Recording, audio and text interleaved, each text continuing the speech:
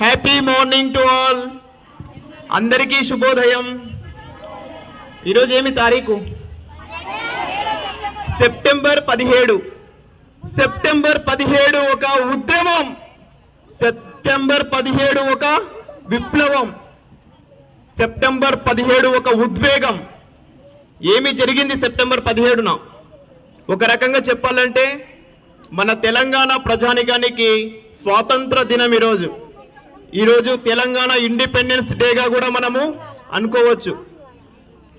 ఎందుకు అంటే నిజాం రాజు యొక్క నిరంకుశ పాలన నుంచి విముక్తి పొంది ప్రజాపాలనలోకి మనం రావడం జరిగింది.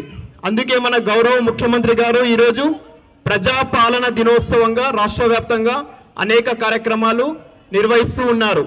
కాబట్టి ఈరోజు తెలంగాణ విమోచన దినం, తెలంగాణ విలీన దినం, ప్రజాపాలన దినోత్సవం, తెలంగాణ స్వాతంత్ర దినోత్సవం ఇవన్నీ కూడా ఈ రోజుకే చెందుతాయి.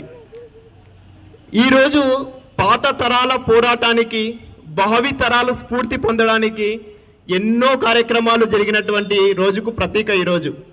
ఎంతోమంది అమరవీరుల త్యాగాలకు ప్రతీక ఈరోజు, రైతాంగ పోరాటానికి ప్రతీక ఈరోజు. కాబట్టి సెప్టెంబర్ 17 చాలా గొప్ప దినము. అంతేకాకుండా మన గౌరవ ప్రధానమంత్రి గారు శ్రీ నరేంద్ర మోడీ గారి జన్మదినం కూడా ఈరోజే. కాబట్టి సెప్టెంబర్ 17కు మనకు తెలంగాణకు అవినాభావ సంబంధం ఉంది. అంతేకాకుండా రాచరిక పాలన నుంచి ప్రజాపాలనకు రావడానికి కారణమైనటువంటి రోజు సెప్టెంబర్ 17. 1947 ఆగస్టు 15న భారతదేశ వ్యాప్తంగా స్వాతంత్రం వస్తే మన హైదరాబాద్ సంస్థానానికి స్వాతంత్రం రాలేదు. నిజాం ప్రభు ఏమన్నారు అప్పుడు?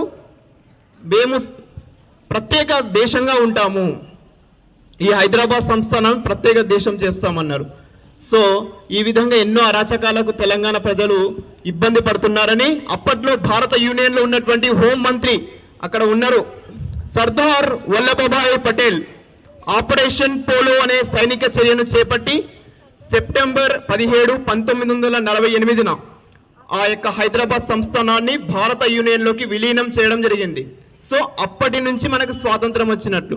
ఇందాక మేడం గారు చెప్పినట్లు 1947 ఆగస్టు 15న మనము స్వాతంత్ర దినోత్సవం జరుపుకోలేదు.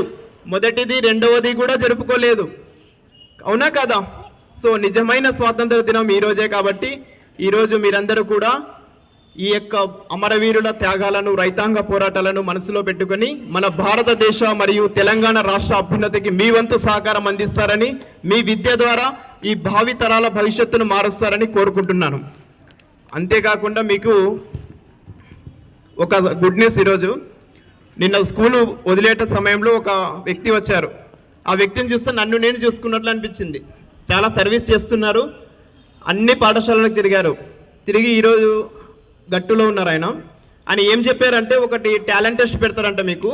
ఆ టాలెంట్ టెస్ట్లో ఏముంటాయి ప్రశ్నలనే చెప్తాను. ఈ బుక్ ఎంత పెద్దగా ఉంది కదా, పెద్దగా ఉందా చిన్నగా ఉందా? ఇది మొత్తం చదవడానికి ఎంత టైం పడుతుంది? పావు గంట లేదా అరగంట. మీ అందరికీ ఒక్కొక్కరికి ఒక్కొక్క పుస్తకం ఇస్తాం. మొత్తం 1000 పుస్తకాలు ఉన్నాయి. 7వ తరగతి నుంచి 10వ తరగతి పిల్లలందరికీ ఇస్తాం పుస్తకాలు. ఇది అందరు మీతోనే పెట్టుకోండి. రేపు ఎగ్జామ్ ఉంటుంది, రాస్తారా? ఏముంటుంది ఎగ్జామ్లో అంటే మల్టిపుల్ చాయిస్ క్వశ్చన్స్ ఉంటాయి. ప్రశ్నలు ఎక్కడి నుంచి వస్తాయి? ఈ పుస్తకం నుంచి వస్తాయి. ఒక 10 పేజీలు ఉన్న పుస్తకం ఉంది. ఇది బాగా చదవండి. రాస్తే మాకేంటి అయితే నాకేంటి అంటారా? మీకు 1,00,000 రూపాయల బహుమతి ఉంది. రాష్ట్ర వ్యాప్తంగా first prize 1 lakh rupees, second prize 50,000, third prize 25,000. State లెవెల్లో రావాలంటే ముందుగా స్కూల్ లెవెల్లో సెలెక్ట్ కావాలి, మండల్ లెవెల్, డిస్ట్రిక్ట్ లెవెల్, దాని తర్వాత స్టేట్ లెవెల్. ఈ అన్ని స్థాయిలు ఎదగాలంటే అన్నింటికి ఒకటి బుక్కు, ఈ చిన్న పుస్తకం, ఈ చిన్న కరపత్రం నేర్పిస్తే ఈ అన్ని స్థాయిల్లో ఎగ్జామ్ రాయొచ్చు. మీరు నేర్చుకుంటారా ఈ పుస్తకంలో ఉన్నదాన్ని? సో మేడం యొక్క పర్మిషన్ కూడా నిన్ననే తీసుకోవడం జరిగింది. రేపు ఎగ్జామ్ ఉంటుంది, ఈరోజు పుస్తకం ఇస్తాం. రేపు యథావిధిగా మీ ఎగ్జామ్లు జరుగుతుంటాయి. రేపు సైన్స్ ఉన్నాయి కదా, సైన్స్ పరీక్షతో పాటు ఇది కూడా ఉంటుంది ఎగ్జామ్.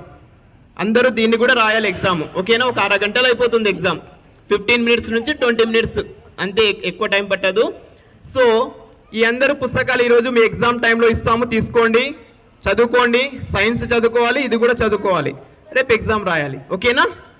అందరికీ హృదయపూర్వక ధన్యవాదాలు. భారత్ మాతా కీ జై తెలంగాణ. Thank you.